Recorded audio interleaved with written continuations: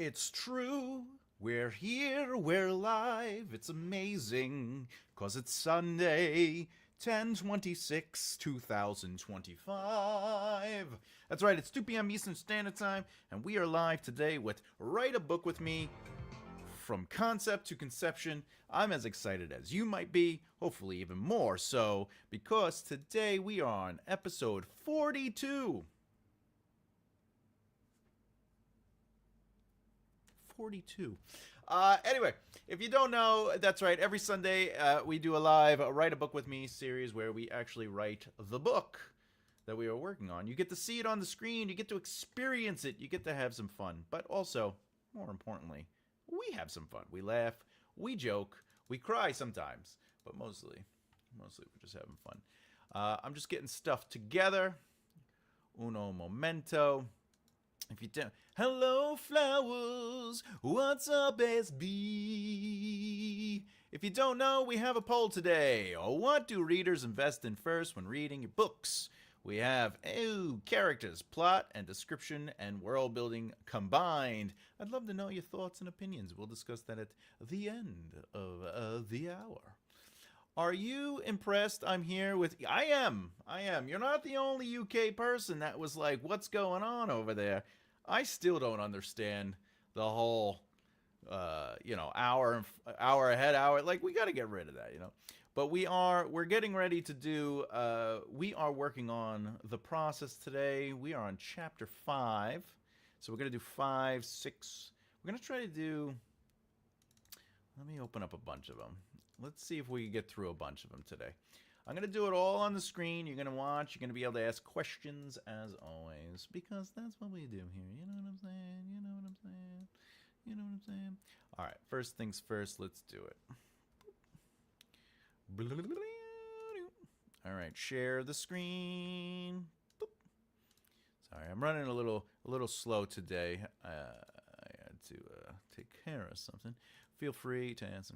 Oh, we got. What do we got? Yes, we are not all farmers now. That's what I'm saying. Benjamin Franklin thought he knew what he was doing, but I think he was a fool. All right. Just kidding. If you don't know, if this is your first time ever joining the series, let's just go through it real quick as we always do, so you know what's going on, because you can go back and watch the other 41 episodes. And, ultimately, you get to watch me in real time developing a book from concept to completion. We did the brainstorming and the dumps. Ciao bello, salve mia amica. Hey flowers. We did the brainstorming with the brain dumps, where we basically just came up with ideas. More importantly, we handled the characters. What's going on? All right, my hair is getting old. What's going on? Can you see it? I can't. All right. SB. We did the character arc. So basically, if you go back to the earlier episodes of this series, you'll see how I developed character summaries, their arcs, put them in, and then eventually put them into the short form outlining. And ultimately, we jumped onto an extended outline, and we just finished, maybe 3 episodes ago, we finished the Zero Drift. So right now, this is my process, just so you know, and we are organizing plot points and elements. Now, keep in mind, again, this is my process of writing, just to give you an idea of what it looks like behind the curtain as an experiment hey, there are so many different ways to do it. There are so many different ways to write. Just so you have an idea of what we are doing, basically, what I do is I like to, at this stage of the game, I go through all the Zero Draft chapter outlines, and I start taking notes of things that I have to make sure are connecting to all the chapters, where I'm seeding stuff, if anything needs to be built on. So if you've been watching the series, you know we're on chapter 5 officially. We did 4 chapters, so let's get to 5. All right, here we go, 5. Ultimately, this episode, I'll be reading through the chapters and just taking notes. But please, as you can see on the scroll, ask questions. If you have questions about what I am doing, the process in general, or if you have questions about your own book, you're not going to disrupt me. Just ask the questions. I am happy to give you an aside answer and, be distracted from all this. Trust me. It's all fun. Hi, I'm rewriting my story by hand. Hannah, as long as you're having fun, as they say, do what you gotta do. You gotta do what you gotta do. Hey, what's up? Hey, welcome. You made it again. Excellent. Welcome. Look, see. The time change is really distracting everybody. I assure you, including myself. All right, let's get into it. Laura pulled into the planet atmosphere. Emergency landing, gas alarm. I love writing by hand. I like to write. The thing is with hands, like you can't. There's no ink or pencils with it, so it gets a little. After a while, my fingers start burning from the paper rubs. No. Come on. Was that good? Come on. I thought it was a funny joke. You know what that means? It's time to move on. All right. Was doing it last night. True. All right. Laura Olivia flies the ship down. What are we doing? It tells that the ship is damaged.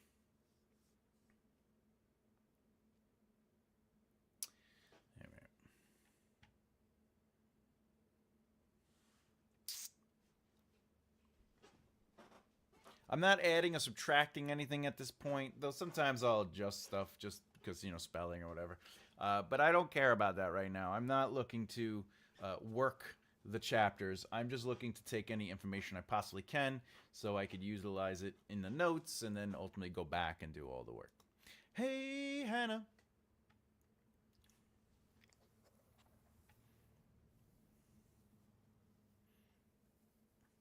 Hi, Sean. I really must have a tick. Every time somebody leaves a comment, my brain is like, look at that. What do readers invest in first when reading your book? Remember, there is a poll in the comment section. We'll discuss it at the end of the hour. There's characters, plot, and then the description and world building is together. We look like we got some good answers. All right.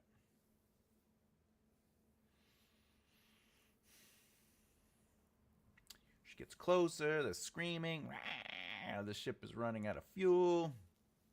Oh, I love handwriting too, but have to transfer everything to my Scrivener.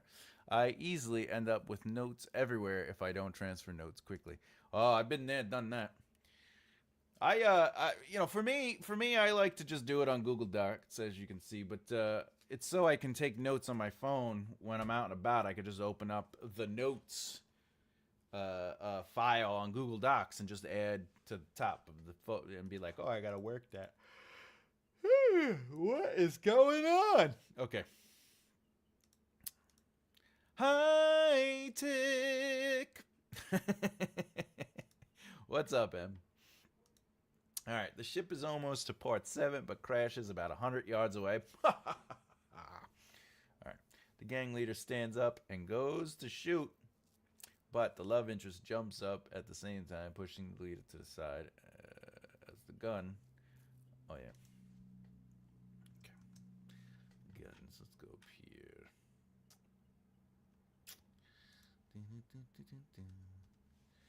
Change the name of guns. Something else. Dual lasers. Plasma guns.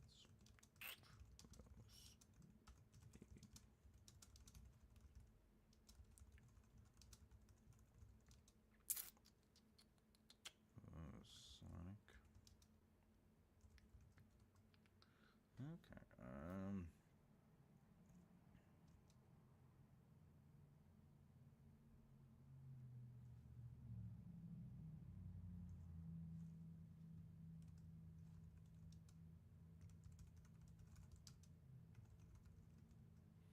All right.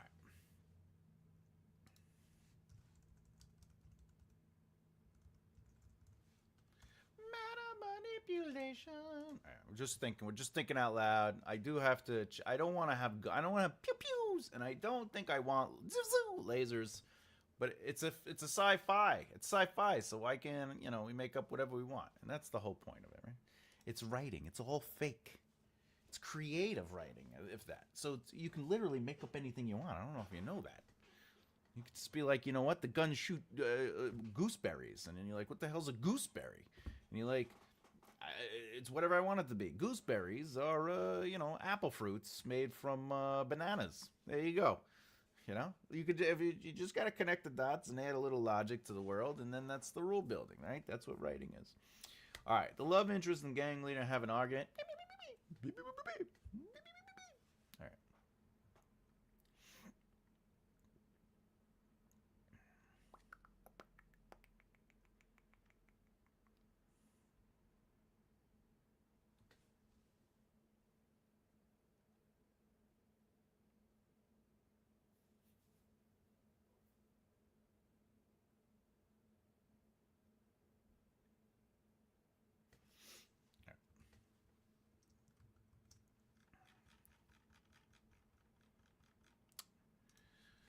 Potentially show people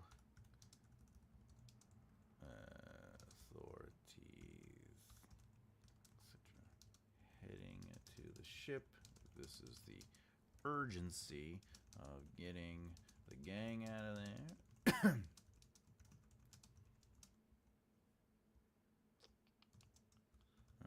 Complications. Narrative complications. Laura would then deal with locals sooner. Solution.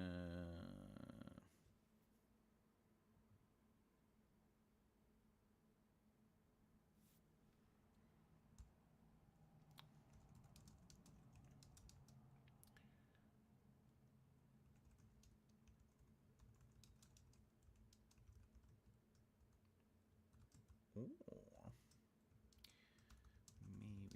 just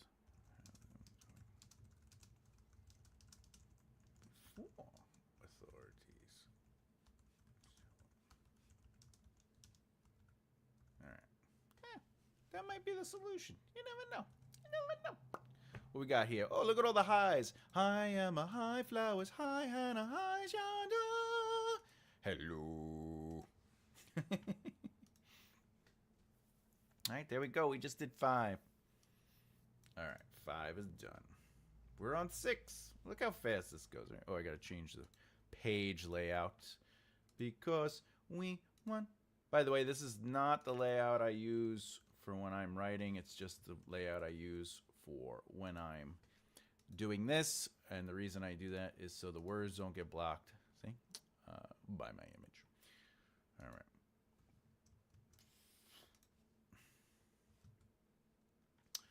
Laura walked around the city.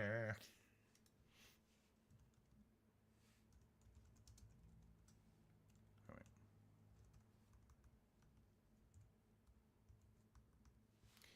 All right, so that brings me to here.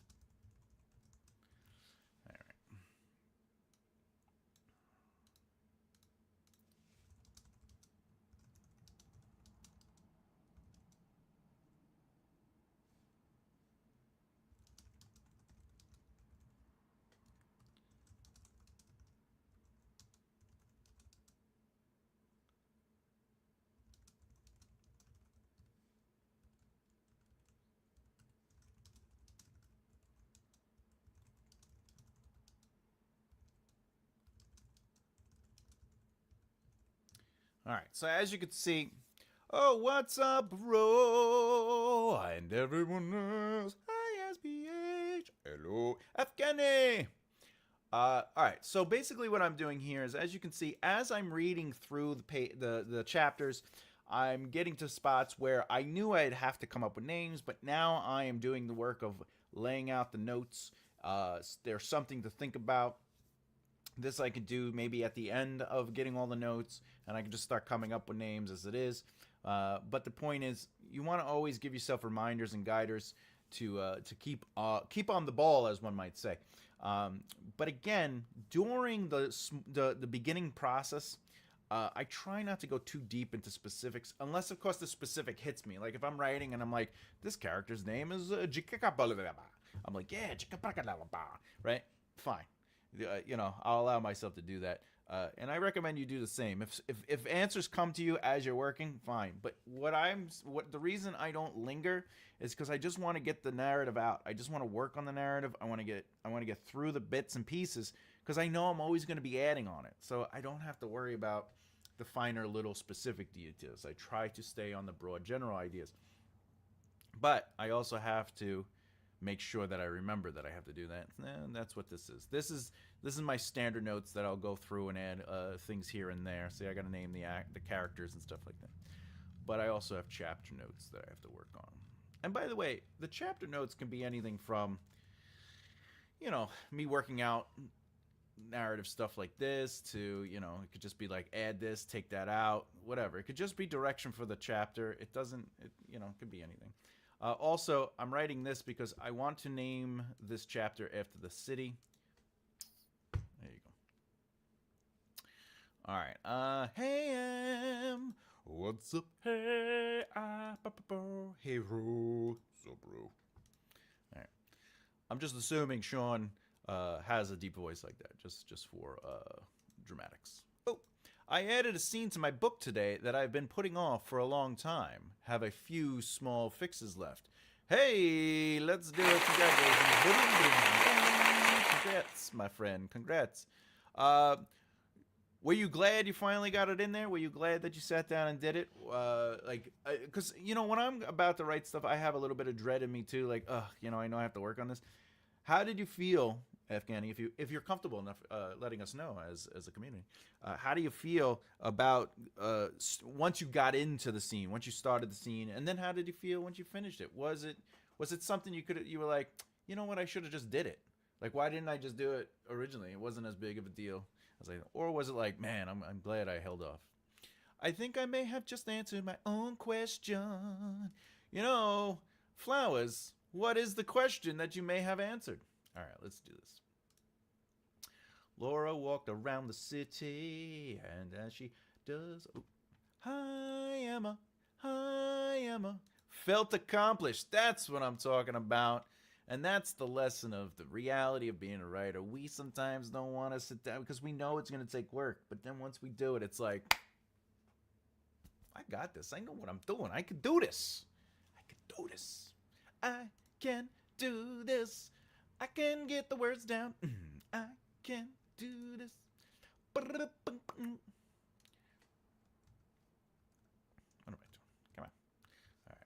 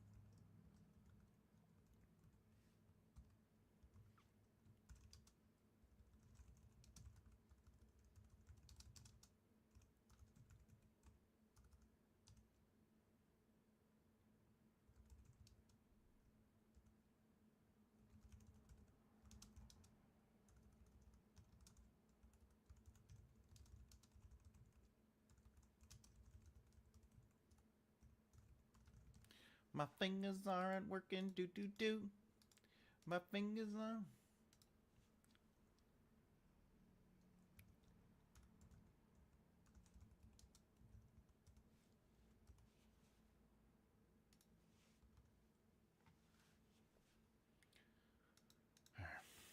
Ooh, here we go. We got a lot. I like this. I got myself. Oh wait, let's get so we can read it. I got myself a month to finish all the fixes for the book, but for the most of that time, I didn't do anything. Now, just for the record, well, as a curiosity, do you have a month because a publisher, an editor, or an agent is looking for it, or did you give yourself that deadline? And what happens if you miss that deadline? Anything bad? Anything good? Why does Pro Writing Aid whinge at dialogue tags? It questions everything, even said and asked. I understand the showing rather than telling aspect, but seriously, can't someone just laugh or shout anymore?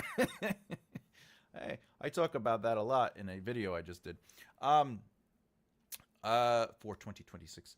You know, that's funny because, like, it's true. Said and asked are probably the easiest way to go, but I think well, I know I was just talking about it in the scribe on one of the chapters where it's like when I'm writing the zero draft, it's he said, she said, or whoever the character said. It's like all through, or they shouted, or they laughed, right? This one smiled, this one did. And then when I get to the first draft, the dialogue tags kind of slowly vanish. They go down to where I feel like it's enough to keep clarity. And then by the second, third, or fourth draft, the dialogue tags are even less. And I just think, you know, in the grand scheme, dialogue tags are truly meant for clarity and rhythm.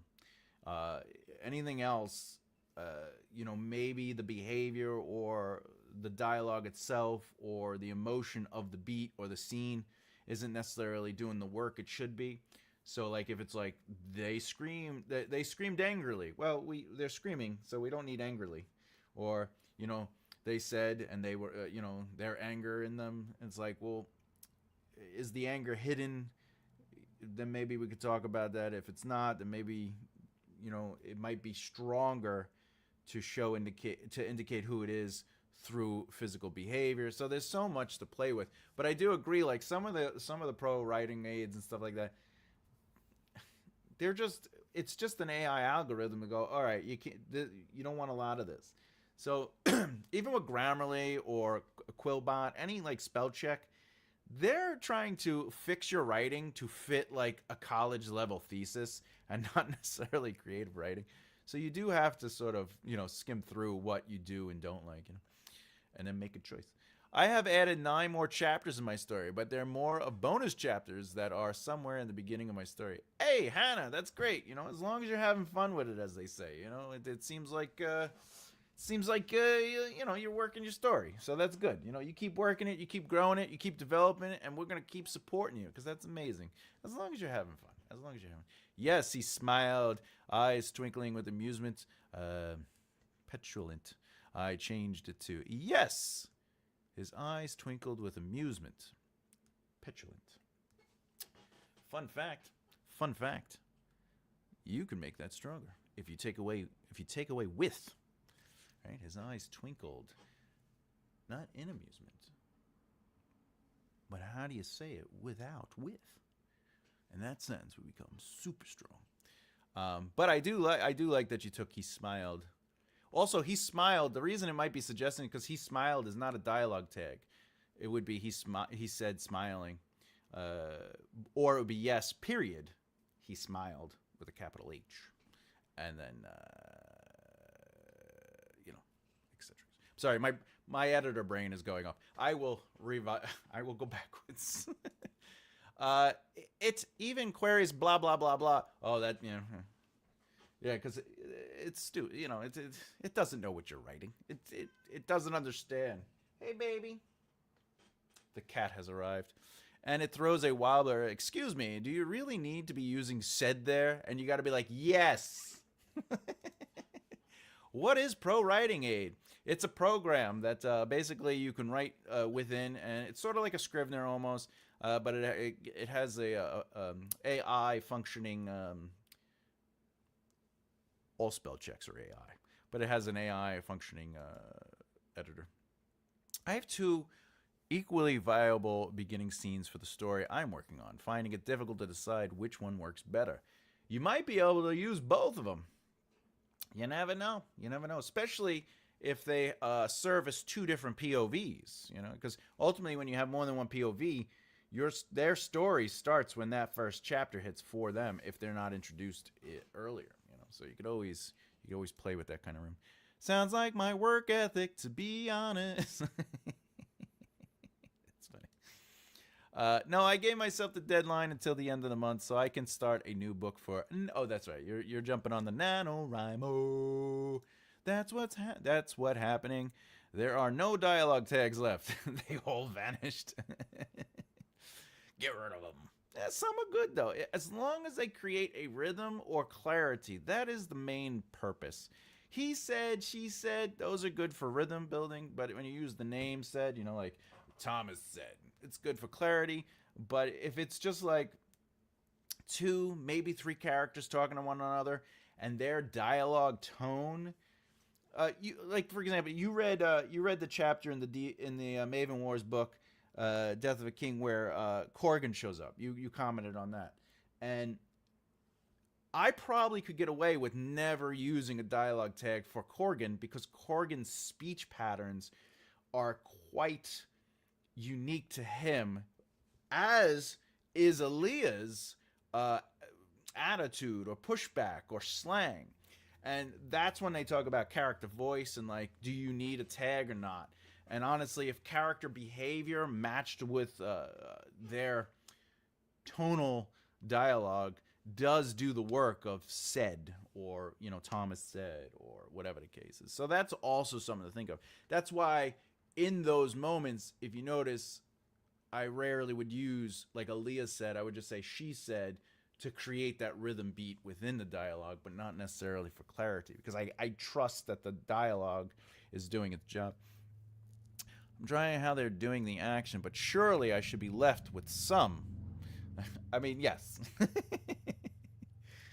And also remember, it's your book. At the end of the day, just write whatever you want, Oh, there's a lot more. There's a lot more. I didn't even realize that.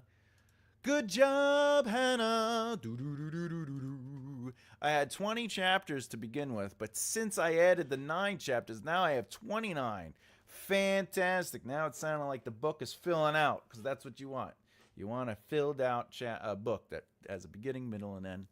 I think I had said in there first, so it ended up with smiled.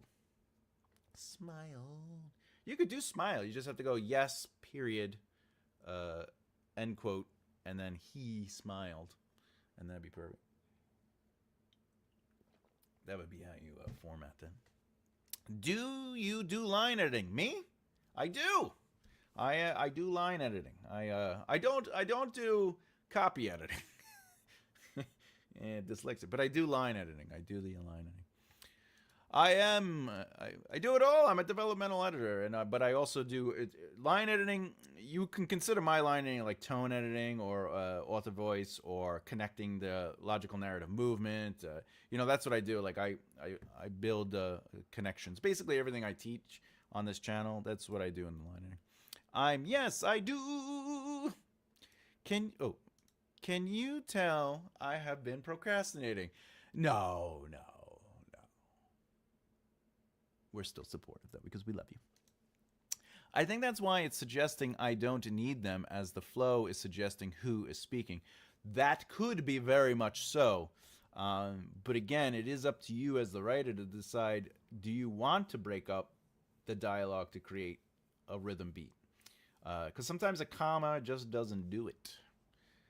And I did laundry. Yeah. All right, that was a fun little comment breaks. All right. There should be, right now I'm trying to figure out how the authorities work in the world, because there is she's in a prison for this planet, but the authorities are reaching out to other planets. So I'm trying to really, I guess we'll get to that. What we got here? I'm looking up fantasy mermaids. Hurleyland. Very fun. That sounds fun, Hannah. Flowers, do you make the most of poos, many features, or do they mess with your flow or frustrate you? What's interesting about that, M? I actually, if you notice, you don't see the spell check. I have to do the thing. But I turned off, even, I don't know if you could see this. This is Quillbot. I always leave Quillbot off, because it just, if every time I'm writing something and like a red line shows up, or it says, hey, you gotta put comma end, comma ends, because in creative writing you can write fragmented sentences, so it'll be like, this is a fragmented sentence, right? You know what I'm saying? So I keep everything off until I'm done with a chapter, and then I go through and maybe. But even that, I might not do that until I'm done writing at least the second or third draft. So developmental editors do everything. Not necessarily. They are just different departments mentally. Developmental editors are focused mostly and mainly on the narrative structure of a work. So either before, during, or after you write your book, what a developmental editor does is they come in and they connect the dots. They make sure that narratively everything is moving through. For me, I use the 27 plot point outline. So I would make sure that you are setting up an ordinary world, that you are disrupting that world, that there is a reaction to it, that the character is thinking the long-term impacts of it, and so forth and so on, right? That there's action created. The other thing is to make sure that character arcs are definitively mobile. Even if they're flat, how are they building through the thing and the narrative, etc., etc. Line editing is what you do once you're basically done with your book. It's the step before you get a copy editor. Because a line editor comes in and says, all right, I'm not looking for structural issues. All that got taken care of. This book is the book you want. Now we're going to go through and play with the lines and clean up for clarity and all these other things. Now we're talking more about, the writing and less about the foundational structure of the narrative. Well, once line editing is done, then you hire a copy editor, and they make sure that everything is spelled correctly, consistently spelled, that you're using the proper terminology of either U.S. or U.K., depending on what you're writing or the style you're writing, among other things. But they also make sure that you're using the same spelling for names, terminology, etc., etc., and they're keeping consistency alive. So I hope that gives you a better idea of the two. I'm only using the feature whilst in Word for a tiny tidy up while I'm writing. Once I've edited the ass off it, I will put the chapters through the whole thing on the site. Sexy. Yeah, that's a pretty good way to approach it, I do that because it keeps things happy in my head. Yeah, that is true. Like, you want to be, you want to be like, well, it looks clean. As long as it looks clean, that's all. By the way, Thomas, you suggested we do 27 PPs. PPs. However, we won't get much if we're making that many potty breaks. Hey-o! That's what she said.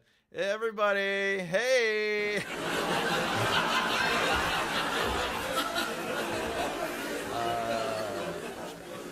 Okay, that makes sense. Flowers, puts the story.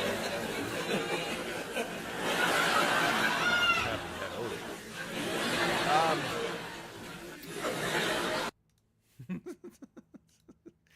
right, let's keep it going. 30 minutes in. All right.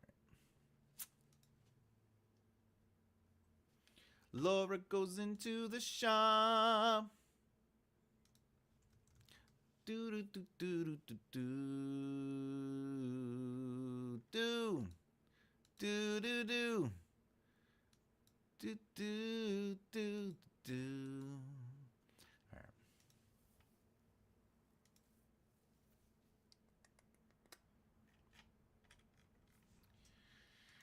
I tried to scroll up to go here. Shop owner. Okay, I have them. As long as I have the shop owner there. Oh, this is the other shop. I guess we don't need a name for them. Hard chapter break.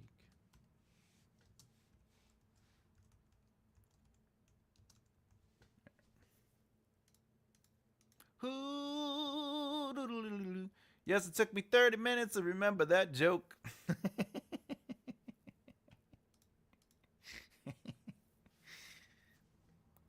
No judgment. All right.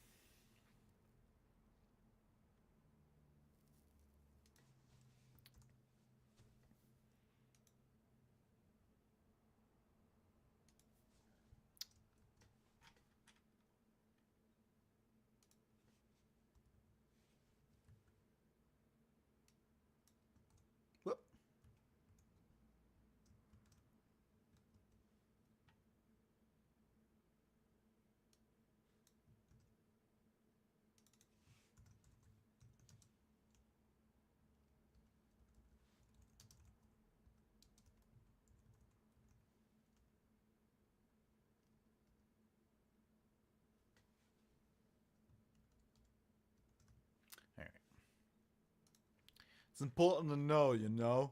You know, when you know, you know. When you know, you know. Okay, we're on 7. There we go. Look at that. We are flying through this. Boop. Oh, gotta adjust the page again. What to what? Meow meow. Meow meow meow meow. Meow meow. Meow meow meow meow. What, baby? What? You want to come in? Come on. Come on. No, you can go this way. I put a little tunnel there. Come on. I had to make a tunnel for her, you know.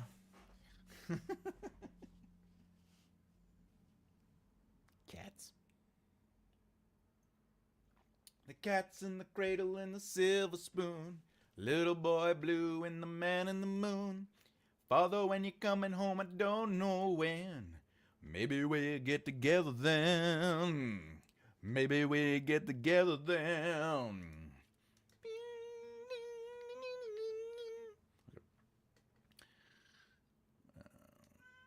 What? By the way, again, these zero drafts are not written in prose. They are just pure, broad, general statements to help with the outline of the chapters. But as a quick aside for a lesson, what, baby? As a quick aside, so this is what passive looks like. Laura is working on this thing, right? No. You want it to be active. Now, again, this is not a pro. These are not pros or anything, but just.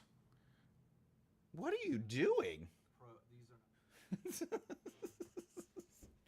are. This is that would be the difference. So Laura Olivia is working on the ship. That's why they said. By the way, if you've ever heard the rule, don't use ing words. That is the reason. This is what they're talking about. This right here specifically, this is what they are talking about when they say don't use ing words. They are not talking about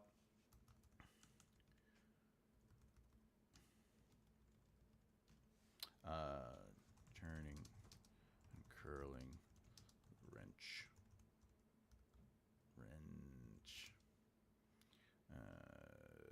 tighter.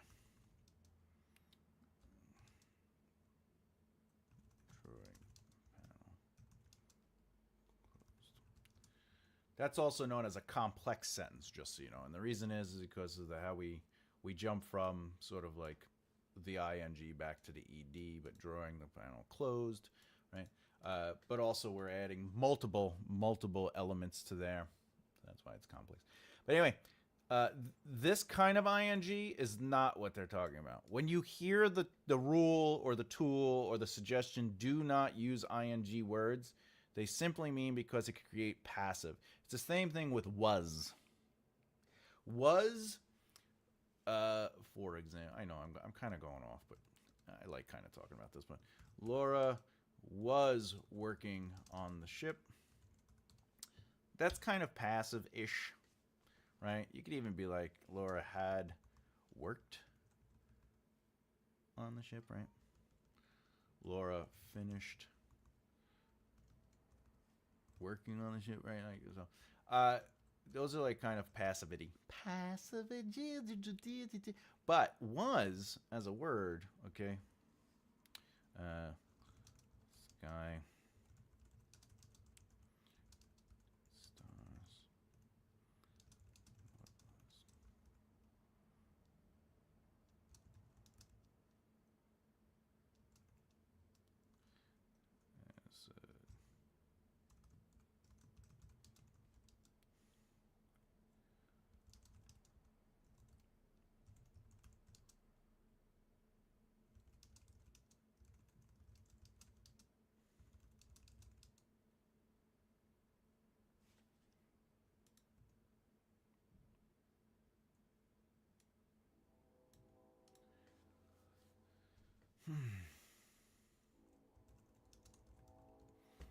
So again, you could play around with that, and now we've earned a lot of this stuff, you know. But again, we're using ing.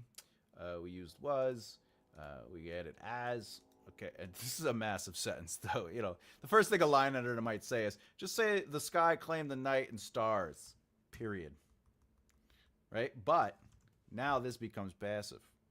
Right, what was could never be as G. Right. But anyway, it's all about choices. Where were we?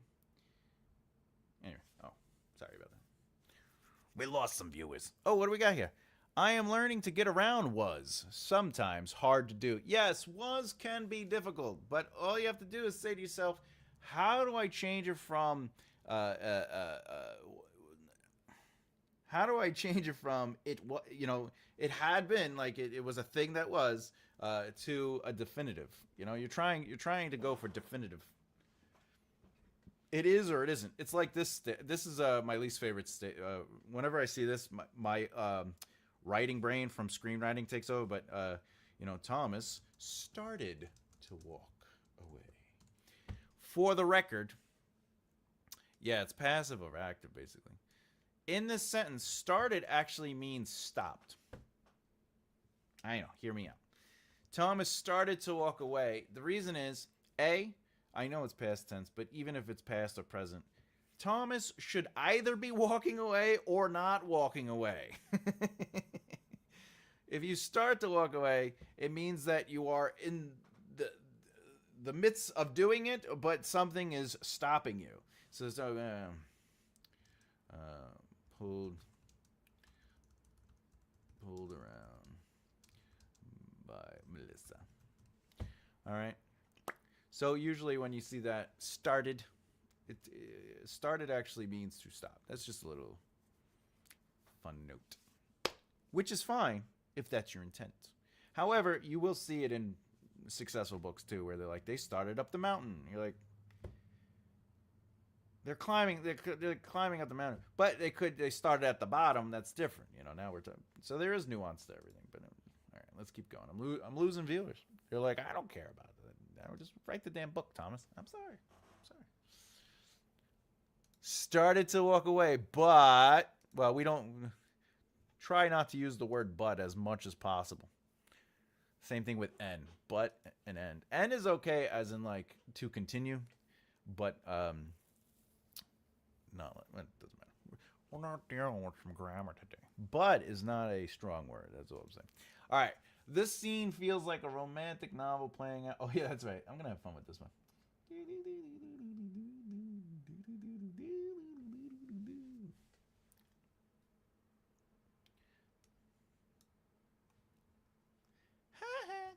She heard a sound.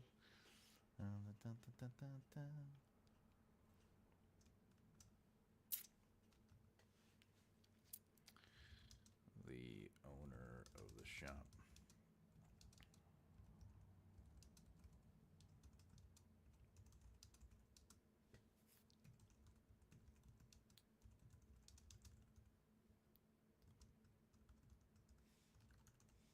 Oh, look, it's Thomas AI. It only works with small cuts, slashes.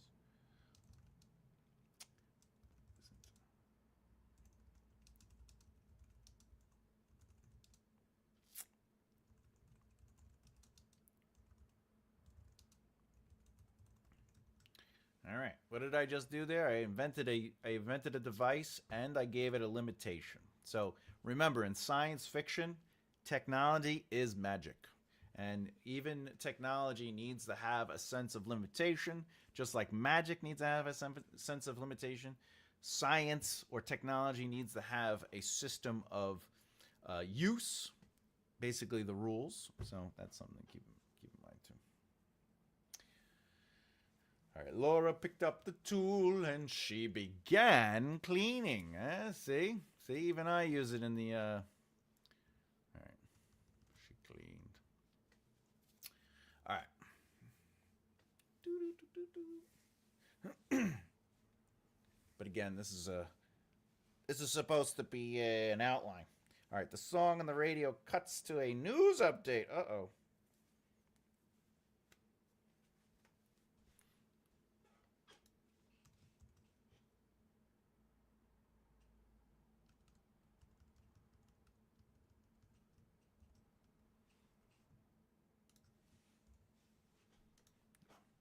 See, I don't need to do that. I can't read it when it's like, all right.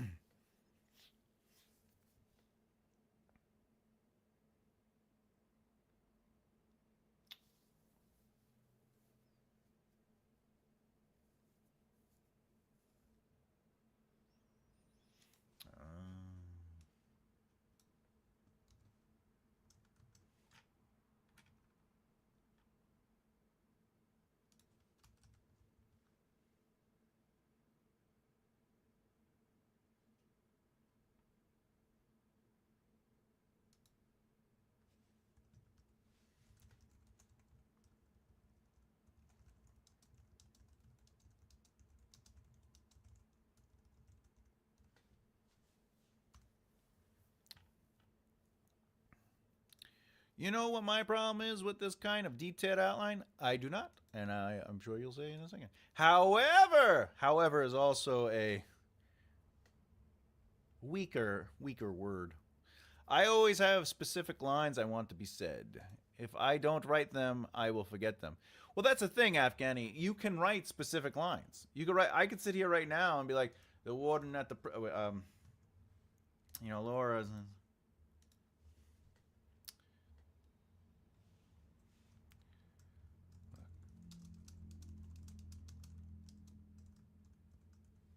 And since this is first person, uh,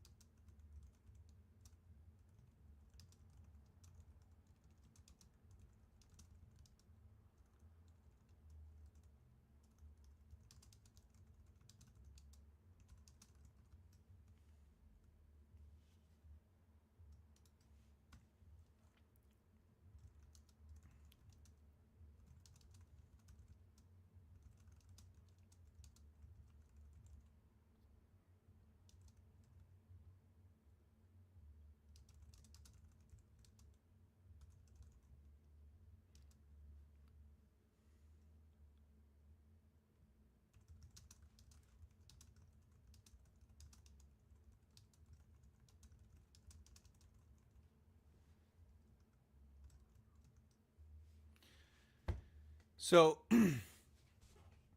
when I'm outlining, if I want to, I can do that. I could work in prose. I could work in beats. I could work in scenes. I could work in, tonology. There are the things I'm doing are not strict, hold them to rules kind of rules. They are just. I try to approach it with the most general, broad ideas. But if something sparks in me, I will write it out. I will play with it. However, I will also be comfortable with changing it completely as I develop the narrative. I mean, just last night, I deleted half of a scene that I had for at least 2 drafts. And I realized it did not feel or follow the emotional tone of the adjustments I made in the earlier chapters. So I was like, let me kind of like replay with this. So my advice to anyone is do whatever you got to do to get the narrative out and find your voice and get the characters on the page, but also be comfortable breaking it, erasing it, changing it. If you write something because like a specific line or something like that, and you're like, this is the line, you're not serving the narrative. You're serving your interests, like, oh, this is the thing I want them to say. But if what they're saying in draft 3 doesn't connect to the vibe of that line or that description or that dialogue, you're doing the narrative a disservice, and that causes issues. So it's always good to follow your heart, obviously, follow your interests, follow your instinct, your gut, but also be willing to adjust and change. What about using ing in this passage? Shabby dwellings of wood and metal scraps of group.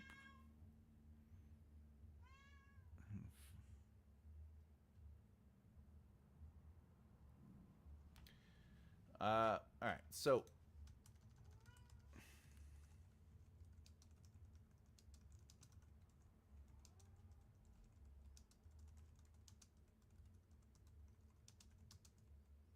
Okay, there's a couple of things going on here. First, if we did shabby... Oh, wait. I could just copy and paste. I could just copy and paste. All right. Now, again, Sean, I'm going to give you some advice. Remember, this is not a judgment on your style, your writing, or your technique. I'm just using as a teaching moment. I assure you, I am not saying anything negative. I am just giving feedback. I say that because sometimes it comes. I assure you, I'm not judging anything. All right, so let's do it. So in this situation, what's happening is this is not in the same tense as this. So shabby dwellings of reposed wood and metal scrapes are grouped in small clusters and scattered across. So we have past, and then this is in present tense, mostly because, and sparse, illuminate. So keep that in mind. That is the first thing that I would adjust. But this is passive, flickering candles. It should be candles flickered. All right, sparse. Oh wait, actually, you could probably just sparse. Sparse. Lighting illuminated the area. Now you can get away with that. You can get away with that. Only because electric lighting, that ing is a part of that word's structure, but you want to always, at best, try to get subject first. If you wanted to use flickering candles, okay, what you would do is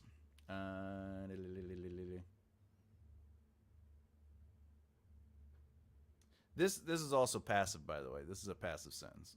Okay, so it would be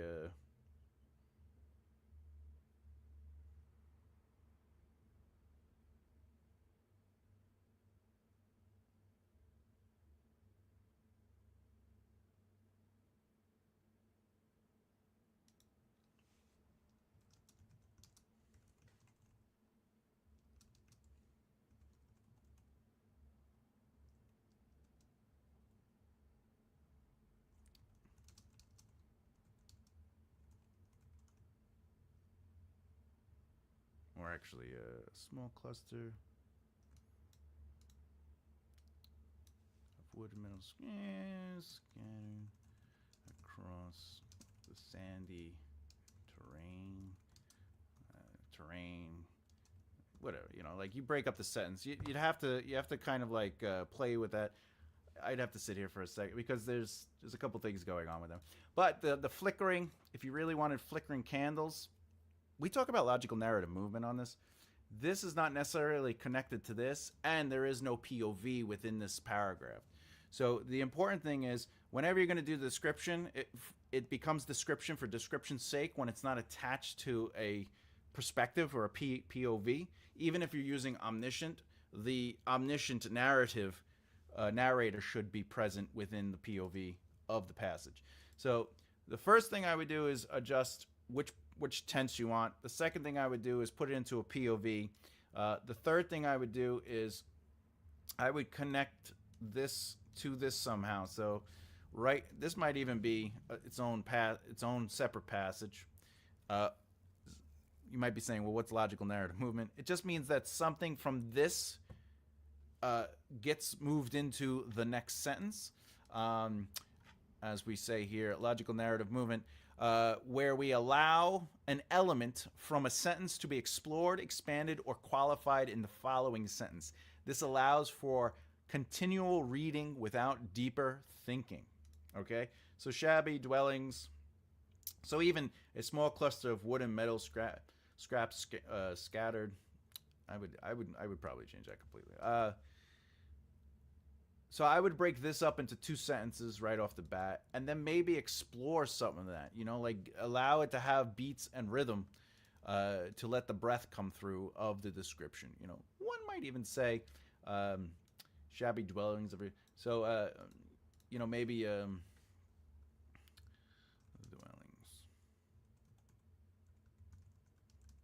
Or you could say repurposed wood and metal scraps held the shabby dwellings together, grouped in small clusters.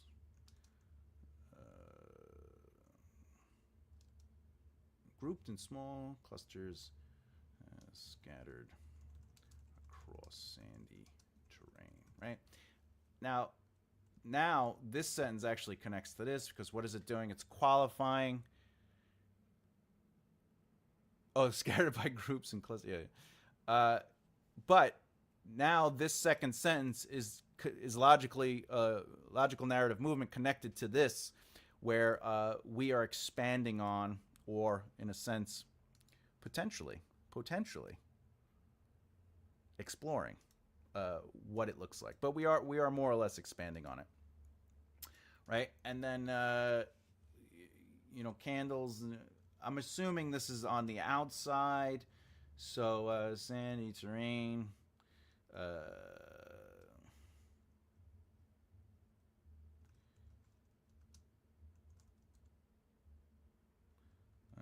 Right.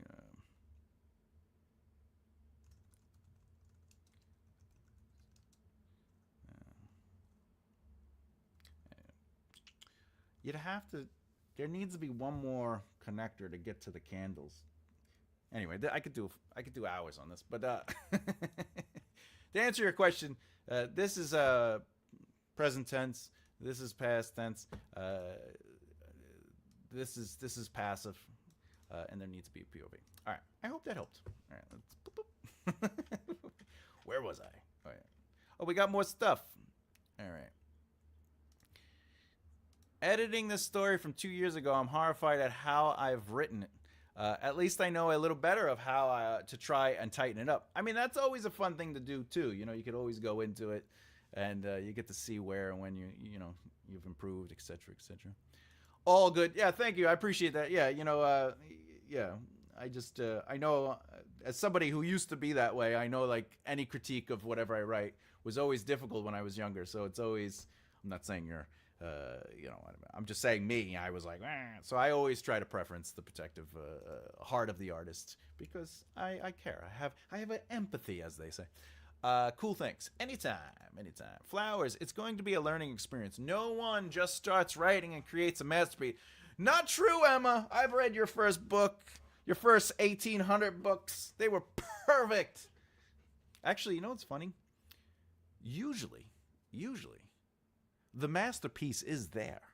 It's just we don't have the tools to properly get it out. So I'm gonna push back and say, if you've ever written a book and you've written 6 books since, there is no harm in going back to that first book that might indeed be a masterpiece.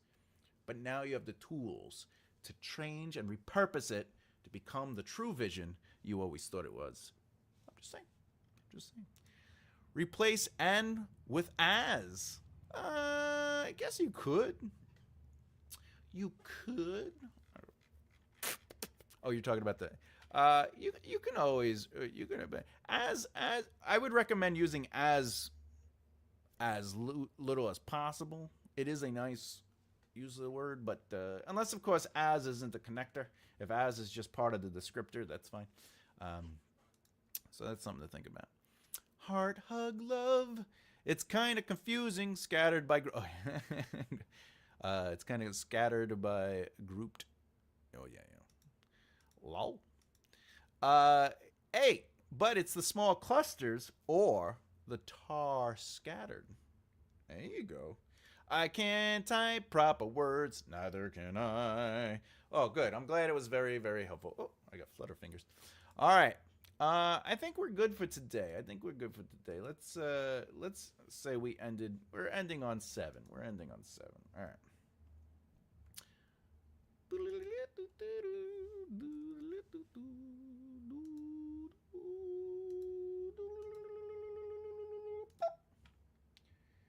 Yeah, why not?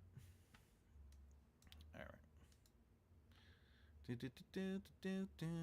Hey, Angel Faye. Yeah, you missed it, but it's you could always rewatch it. You can also use donkey in place of ass. Hey-o! Hey-o! All right. My name is Tommaso. Have a good Sunday. Peace. I'll see you later, Sean. I'll see you later, good sir. All right. So, we are writing wintertime now, so I forgot. All right. We talked about the poll. The poll says, what do readers invest in first when reading your book? We have 10 votes. All right. Sounds like the whole crew jumped in today. What do readers invest in first when reading your books? We have characters, plot, and description with world building. Now, I'll be honest. I think we're all on the same page pretty much today. Hello, Angel Fairy. I am. I think I'm on the same page as everyone else. Characters is what people invest in. I would even argue, and I'd love some pushback, that if somebody's writing a plot-driven narrative, that it is still the characters that make that plot interesting. For without true characters, what do we care about the plot? You know, like for example, Ocean's 11, right? If you watch that movie, not the Frank Sinatra version, though. I mean, it was pretty crazy, the technology. They sprayed the shoes with the stuff, and then they could see the green footprint. Anyway, yeah, man, you know, we got it. I'm Sammy Davis. Yeah, man, Mr. Bojangles. But in that movie, the heist is interesting, and it's cool that those characters pulled it off, but it is the relationships and the behaviors of those characters that really made that. Because if you look at the second movie had more focus on the plot and like trying to fix the plot than it did on the characters. And let's be honest, the second one, Ocean's 12, didn't really hit. But then they went back to characters in Ocean's 13, and it was a fairly good thing. So I agree. Yeah, descriptions and world building are definitely not first. What we got here? What do we got? I figured, well, there is no correct answer, you know, Ro. There's no, you know, if somebody was like, look, plot is what pulls me into a narrative, that person's correct. You know, whatever they feel is what they feel. We're just giving opinion and insight. Remember, there's always options and nuance. I also came up with a new series. Woo! Wait, we got to do the applause. You get an applause. Congratulations, Faye. It's very difficult to come up with anything, let alone one series. You came up with a second. Congratulations. Ooh, you had me at paranormal. You won me over with romance. You can't go wrong with romance. That's right. We are here to, we celebrate and elevate. All right. Although I have no readers outside of you to base that up. Is that true? You will have plenty of readers, my friend. You have plenty of readers. Hey. Hello. What's up? I like it. There you go. The lichen as in there's werewolves? All you're doing is saying read this. And I'm like, yes, let's do it. An original idea is what pulls me in. But I agree that I often stay for the characters. But there are exceptions. Foundation would be one of them. Well, all right, yeah, that's fair. Yeah, we're talking about the general consensus, the gist. But even a great plot with bad characters would be a very hard read. You know what I'm saying? The wolfless woman, a king in disguise, an economy built on lies. Ooh. When fate draws them together, secrets buried for centuries with claw their way into the light. Everything about that is fun. I want what that is. I want to play with that. That seems like a good time. Foundation happens during the course of hundreds of years with characters switching off, and well, that's fair. But even when a character is not long-lasting, are they still drawing your attention? That's the question. You said you'd be interested to see my first chapter of the Angel story. Would you want that as raw as it is from January? Would that be good? Of course. Flowers. Anything you send to me, I'm going to look at. We buddies. We pals. I'm here for you. That hurt. What's... yes, no, please send me whatever you want. You send me, you go, hey, could you, Mr. Thomas, could you please look at this? And I'll go, yes. Yes, I will look at this.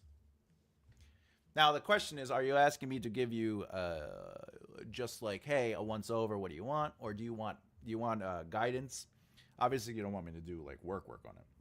Like, you don't want me to edit it. But you would like some any specific kind of feedback that you're looking for, so when I read it, I could put that hat on, where's my... Oh, it's all the way up there. My hat is so far gone. Anyway. All right. What's going on? We're doing pretty good today. By the way, if anyone, if you didn't know, you can find me on makearightleftheere.com. That's right, makearightleftheere.com, where you can find my book, Breaking Down Success, which is about how to be successful as a writer, how to really focus and approach your career. If you didn't know, I am working on this book. I'm flying through it. I just did another chapter yesterday, the second draft of the chapter. The Scribe is available only exclusively on Patreon. So go to makearightleftheere.com. You could find the link to that, The Scribe tier. And as always, these books are always available on the website. But keep in mind, I am also doing a class that will be available on Patreon and for anyone who is a member currently on YouTube, or anyone who joins the membership on YouTube, you will be able to get those classes as well. The first class is outlining. The second class will be prose. And by class, I mean it will be a collection of modules and videos that will all basically give you direction on those subjects. So I'm going to try to do, well, not try, I am in the process of doing an outlining series, and then I'm doing a prose and edit and like line editing series, and then we'll see how it goes with that, and then we'll move on to another series. So those are all things. Stuff to buy, but your link on Amazon, it doesn't work. My Amazon link doesn't work. You sure about that? You sure about that? Let's see. No, it took me right to it. Took me right to it. Right? That link works. Does that link not work? I don't know. Just as an experiment, can somebody click on that link and see if it takes you to the... because that's the same link that's on my website.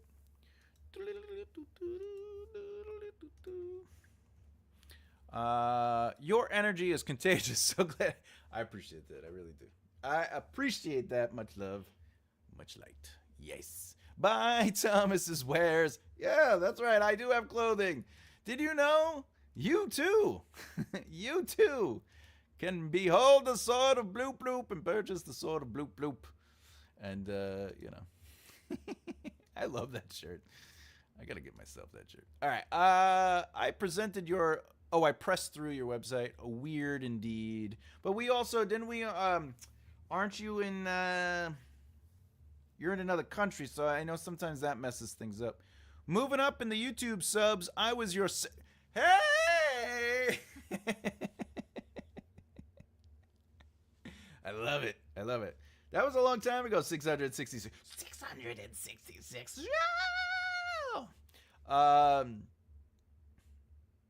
You were my 666. All right. So yeah, we're trying to grow. We're trying to do what we can. Yes, it works. All right, excellent. It works in the England. Now it works. Fantastic. It works in, I believe, you're Israel, if I'm correct. I could be wrong with that, and I apologize if I am, but I believe. A bloop helps me to write through the... Well, you get the bloop, but you get the magic of the sword when you drink your coffee. When I tried last week, it didn't work. You know what? It was probably on break. Get it? Break? It's broken? All right. Link good for me. Thank you, SB. Yes. You are correct. I thought so. I'm pretty good with this brain up here. It's not just a hat holder, and this is not just a pretty face, okay? Just kidding. I'm just being silly. Just being silly. Does anyone have any questions? Oh, let's do it. Let's put the banner up. Audience answering audience questions. I don't know about you, but this what was it? Did the clock go ahead or behind? When clock ahead? Clock ahead or behind?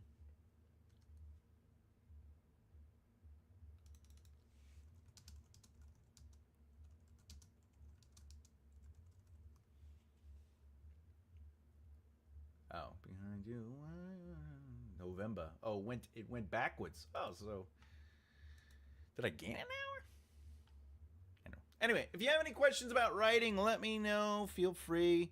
If you need me to do an example, I have the page ready and set to go. You just let me know, and I'm happy to do whatever I can. The time saver for winter messed my my birthday nap time. Noontime for well, you are what we would call the West Coast. Welcome to the West Coast. West Coast. What is your most dreadful process in writing a book? Oh, that's a good question. That's a good question. The most dreadful process in writing a book for me would have to be when I'm getting closer to the between the second and third drafts. There's this part of me where I start doubting myself. I don't know why. I feel great during outlining. Like, I could do a short form and extended outline without even second guessing myself. I'm just like, I just follow it through, and I'm comfortable changing and adjusting it. The zero draft, I am also very comfortable writing because I know it's not the end result. I know it's just me kind of figuring out and feeling out things. So I'm not looking for, I am in no way believing that my voice is on that page. The first draft is the thing that starts me down sort of like this is what it's going to be.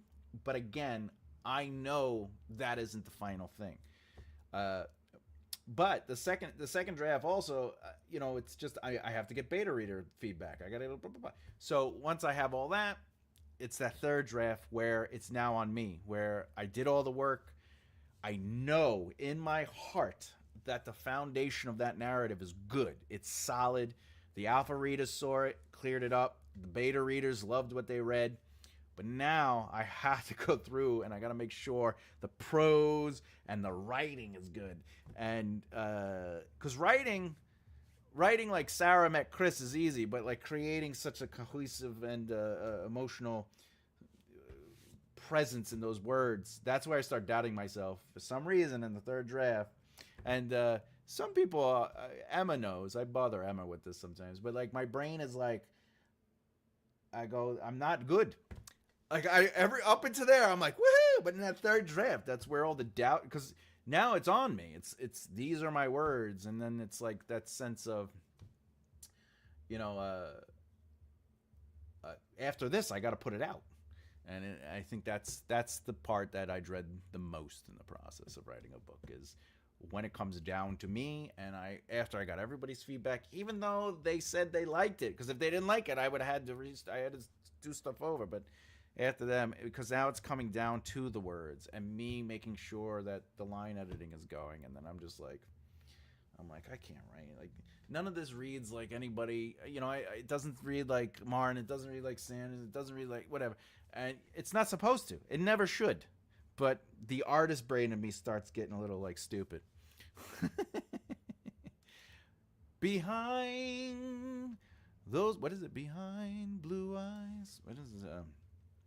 No one knows what it's like. What it's like to be the bad man. Oh, behind blue eyes. Right? Yeah. What is it? Yeah. No one knows what it's like to be the bad man, to be the sad man, behind blue eyes. No one knows what it's like to be hated, to be faded, behind blue. All right, I have a question. Does Man-O-War measure their sword lengths when checking them in through luggage. You know, there's a funny story about men of war with swords. They no longer have to deal with that because they mail the swords. But mail the swords. But to answer your question, I don't know. I'm dreading the publishing part. Well, Afghani, tell us why you're dreading the publishing part. Is it the process? Because that I could understand. I can understand it. I doubt myself between the second and third.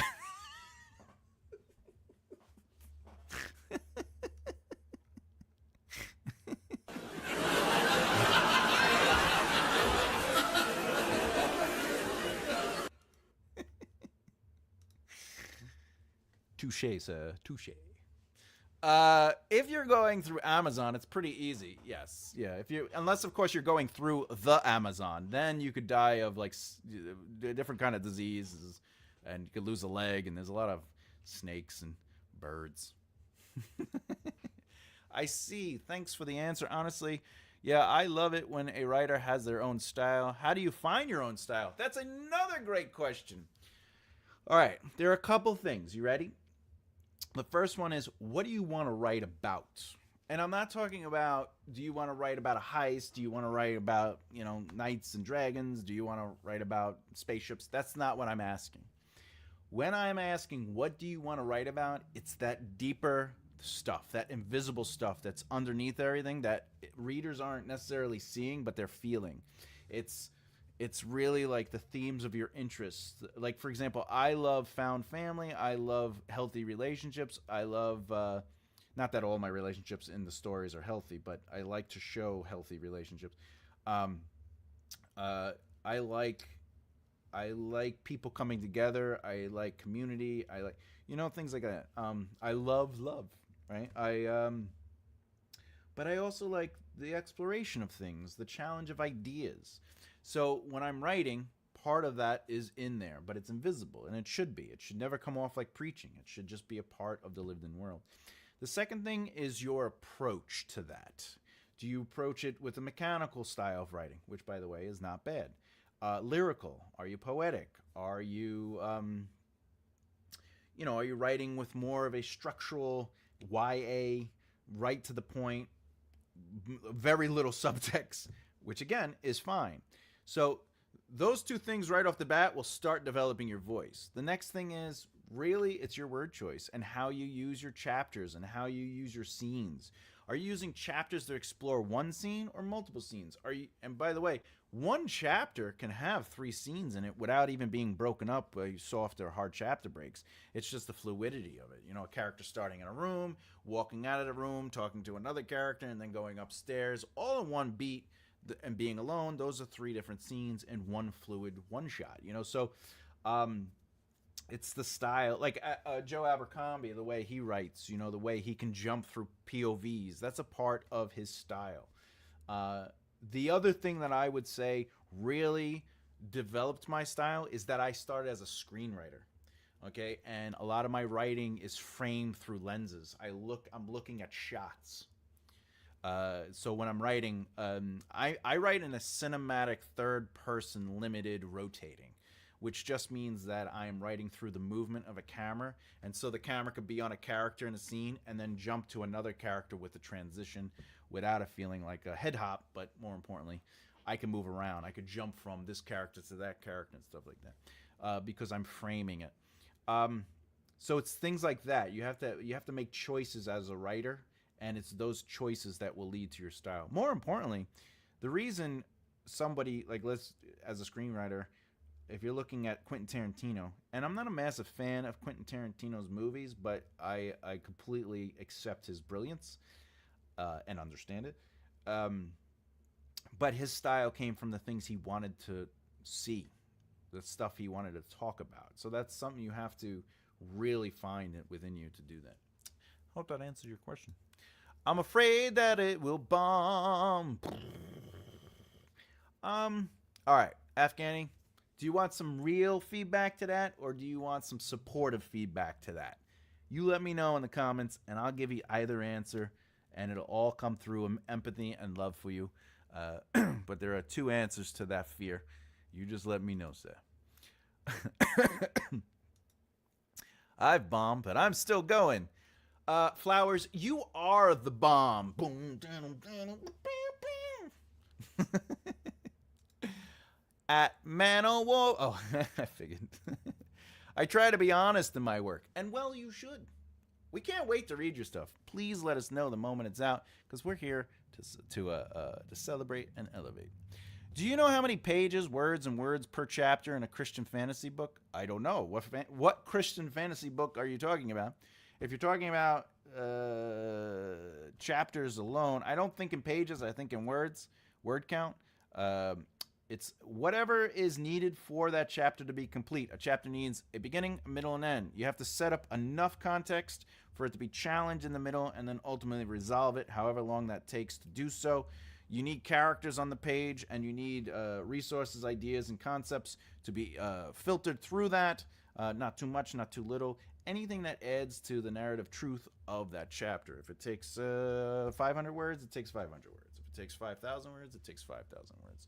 At the end of the day, though, if all your chapters are 6,000 words or longer, it might be something you have to look at a little deeper when it comes to pacing. The answer is great, but the work is ahead. Yes, the work very much is ahead. You do have to put work into that. I don't think your voice is developed by necessarily just writing. Like me, like I'm gonna write a horror movie, a horror book, you know, or I'm gonna write. All right, now I'm gonna move to romance. I'm gonna move to, like, I don't think that is necessarily what will get you there. It's figuring out what it is that you want, and just writing that, you know, and then honing that, and then that's where you'll develop. If you write a thriller and then a romance and then a fantasy and then a sci-fi, like if you make choices and then you start working on those choices, that's through the writing process you will develop your voice. Okay. Your voice. All right. Oh, you know what that means? It's time to take a drink.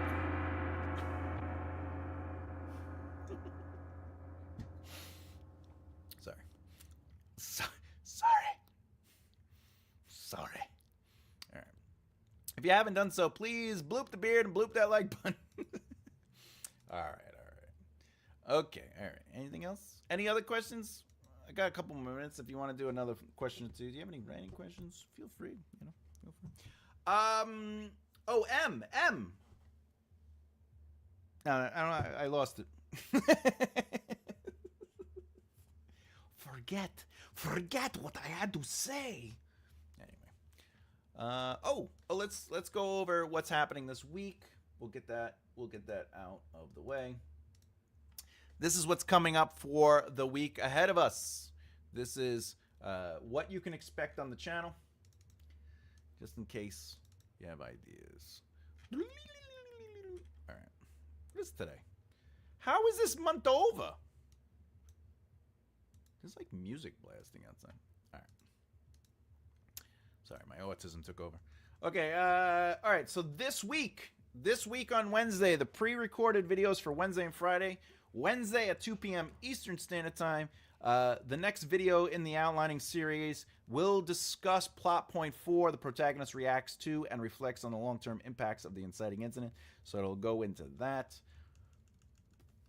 Friday will be a video on how to stay productive, and it'll specifically talk about the power of journaling for writers.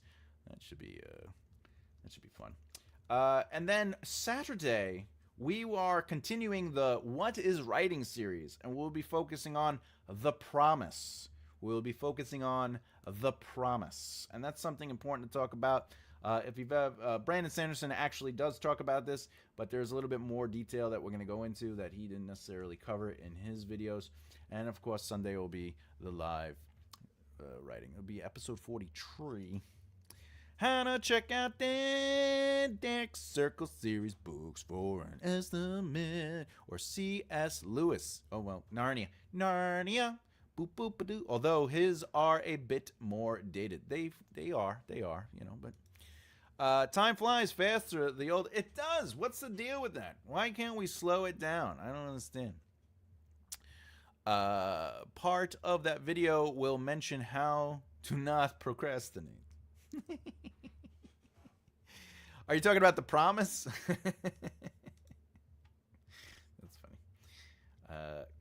Can you believe we're on? This is crazy. This is crazy. I just want you to know. There are officially, you ready? There are officially 64 days left. Wow. There's 64 days left to this year. Oh, wait. That's wrong. There's officially 66 days left to this year. Wow. I remember when I was a child, school never ended. I always felt like I was in school. Summer flew by, but then like we went back to school and I'm like, how long is school? I know. I'm sure my clock went forward today. Like I said to my friend the other day, I was like, oh my God, what is it? It's October. What, 18th already? What is it? It's like January next week. All right. I'm thinking about writing a book about that, Flowers. That's funny. Fabuloso. Fabuloso. Fabuloso. Oh, you know what? I don't know, but I was told you never slow down, you never roll. What is it? Hey, mama, is that the way you move? Gonna shake that thing, gonna move that groove.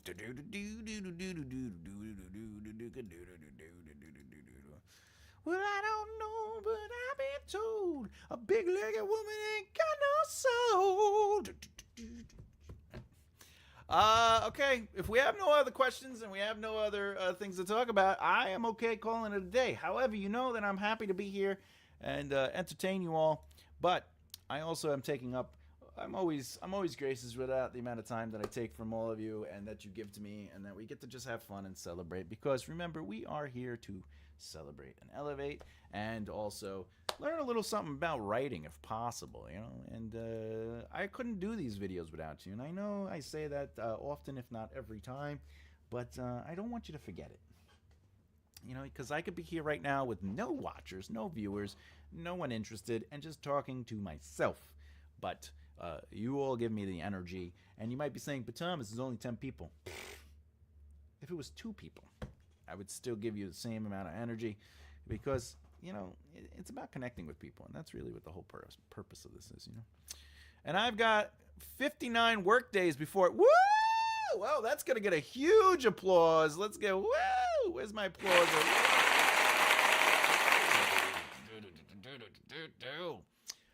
May I ask, out of curiosity, is retirement the same age in other countries as it is here? Here, you have to be dead to retire in the States. Is it a little younger? A little younger over in Europe? Just wondering. No, you have to be 65, and they're thinking, and they tell you this. They go, listen, we know you're 65 and you can retire now, but if you stay working until you're 70, you'll actually get this much money every month from Social Security. And then people are like, what? That's like triple what you know? And they're like, of course I'll work to 70. And then on this, they retire, they get home, they sit down, they fall asleep, and that's it. You know? I'm just wondering. Now that is exciting, right? The whole retiring, woo! Enjoy. Got to go. Oh, hey, be good, my friend. We'll talk to you soon. Have an awesome day. You too, Ro. Thank you for joining us. I took early. I don't get my state pension until 67. Oh, so you're allowed to retire early, but you won't get the state pension until a certain age. Interesting. Now, if you had kept working beyond 67, does your state pension increase for every year that you stay working? Because that's how it is here. Yes, you should move to Europe as a teacher. Pay is respectable. I don't have a degree, per se. But if a college would take me, being Professor Thomas, on my bucket list. I have spoken, taught at colleges before, but I have never been a professor at a college. I'm just putting it out there. They're working on the Dead to retire. I see you reached retirement age. Yeah, he can't be. Yeah, he's done. I'm just asking chat, and it's saying that my title is not a consistent title. Well, first and foremost, please don't use ChatGPT to write. Second, I would say that do whatever you want. You know, it's just writing. Just what makes you happy? Just write it. I mean, there are rules, there are things that you should be doing, but you're still writing your book. Like, you know, just write the book. Get the book done. Then start worrying about that. Your title can change the day you publish it. You know, like you're not beholden to things. The year it is 66 to retire. Ooh, they make it a whole extra. They're like, you got a interesting. You should move to the West Coast and hang out with me. You know, if you're thinking of moving. If there was ever a place that I wanted to move, Nicole, it would be to be your neighbor, because we would have the besties of best times. We'd have our windows open with the string and the cups and be like, hey, hey, what's up there, my bestie? And you'd be like, oh, we're having fun. Come on over. We got some candies and stuff. And I'd be like, oh, and then I think it would be a lot of fun. The only problem is it's there's a lot of sun out that way. From next year, oh wow, they just keep raising it. Jesus. Oh, hello, hello, Nicole. Hello, you. I live on work pension until. Oh, I see. Interesting. See, Europe has some interesting things that I feel should still benefit the States if they just thought like free healthcare. Well, I don't want to get into it. It's just. That's a long title. That's what she said. But yeah, but again, until the book is done, like that kind of stuff is like chapter titles and book titles and none of it matters until you're done with the book, and then you go, what is this book? What does this book make me feel? What stands out about this book? It would be a fantastic riot. The cops would get so called so often from our laughing and fun that they just be like, oh, that address? No, that's just Nicole and Thomas. Let them be who they be. Bring them pizza. They'll be happy. I didn't know the title of my book before I finished it. That's what I'm saying. Like, none of it matters. The whole process is what it is. And it's,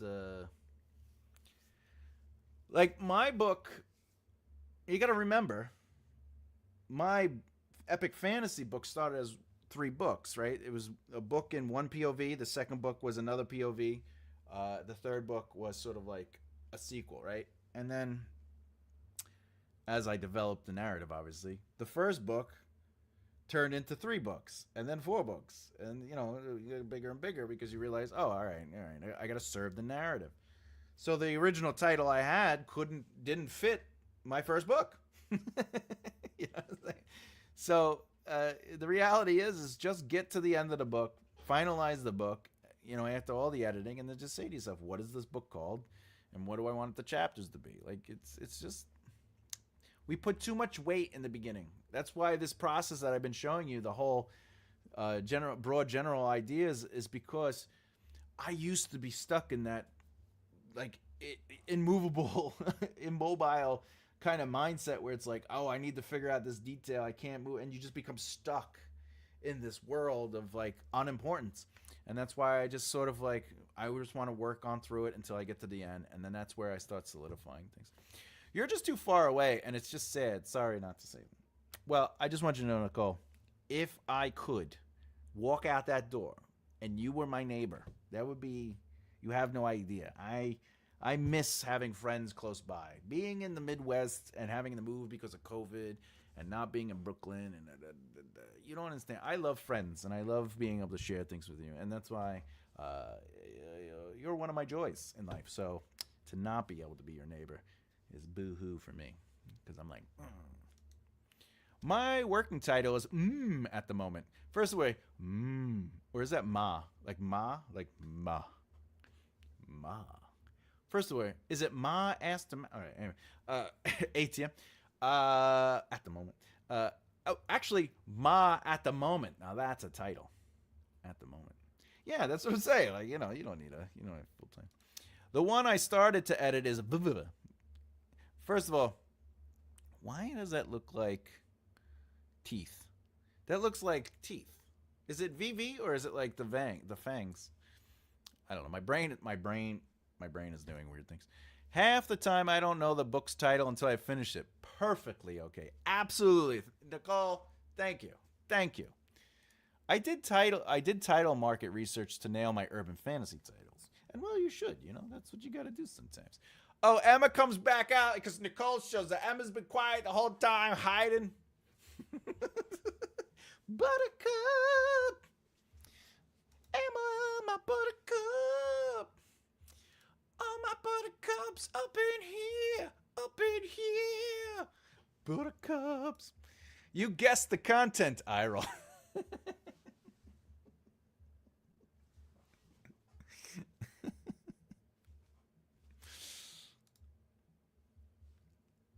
I don't know. The second book in my series I called what is it called? Legacy and Blood, right? Legacy and Blood. Legacy and Blood. You know how long it took me to come up with that name? Legacy and Blood. You just don't know. The books have to kind of. I have a title for one of the other books called well, I won't say, but because it's might be a spoiler. And I was like, I can't use that. All right, I bring up the buttercup vibes and people. You're my buttercup. What is it called? Buttercup. What is it? Butter. You're my butter. What is it? Butter. How's it go? You're my honey bun, sugar plum, pumpkin, umpin'. You're my sweetie pie. You're my cupcake, gumdrops, snuggums, boogums. You're the apple of my eye. And I love you so, and I want you to know that I'll always be right there. And I love to sing sweet songs to you because you are so dear. You're my buttercup. Okay. I'm a buttercup too. Dances in the wind, dances in the wind. We're all buttercups if we think about it. And with this belly growing on me, I think I'm filled with butter. I can read for free as I have. There you go. Did you know, Angel Faye, my book is available through Kindle Unlimited if you want to read it. Feel free to. If it's free for you, you might as well just enjoy it. Build me up, buttercup. What is that one? Stick to the rivers. What is it?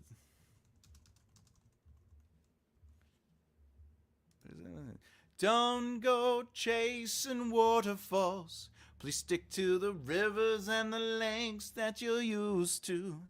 I know that you're gonna have it your way or nothing at all. But I think you're moving too fast. All right.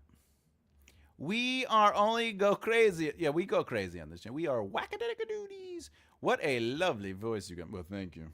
Thank you. Sing me a song, you're a singer.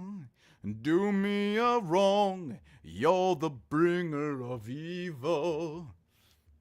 If I add the 3 acts, could I have titles for them to make my story? You know what's funny? That's not an uncommon thing. In fact, in the first ever fantasy book, Act 1 is called The Narradita. Act 2 is called Assimilation, and then Act 3 is When Past and Present Unite, which is an homage to Dream Theater. So you can do that. You can absolutely do that. Again, it's all fake. It's all creative. You can do whatever you want in writing. You know. I know. Thomas, stop. In the name of love, before you break my heart, think it over. Think it over. Right. I'm begging you, please don't go. I'm begging you, Emma. Yeah, she's a funny lady. It is not him. It is the beard. The beard. The beard is innocent. Do not blame it on the Swedish beard. All right. Oh, damn, that's true. The beard always acting out. Always acting out. Uh-oh.